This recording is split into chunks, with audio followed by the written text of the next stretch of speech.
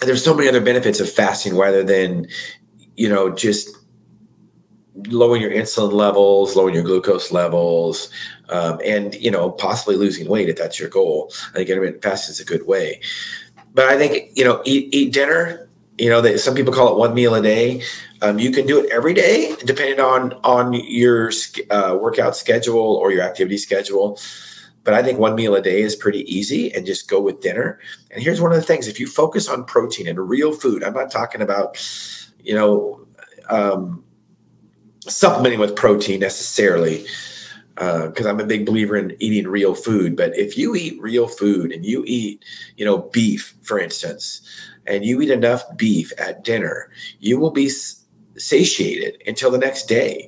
You might have to get used to that, but that is the case. And so, you're going to be fasting for 20 to 24 hours already if you're eating one meal a day and you're only eating dinner.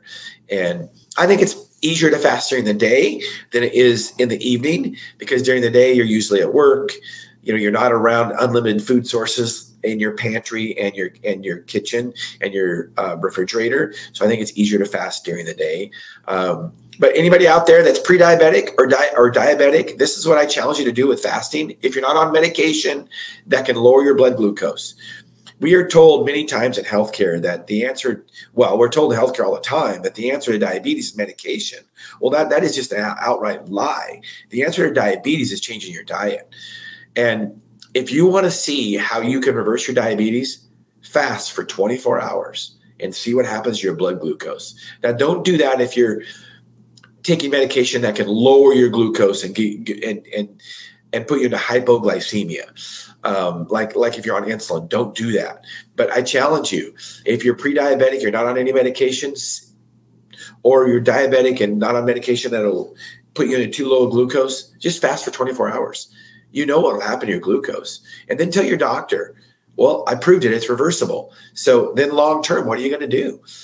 You just fast more often. You don't have to do it every day, but fast a few days a week, or, find out what schedule works for you. I think fasting is very, very important, because one of the problems with us as Americans is we mostly have an unlimited food source. So we're constantly eating. I think they say the average American eats 15 times a day.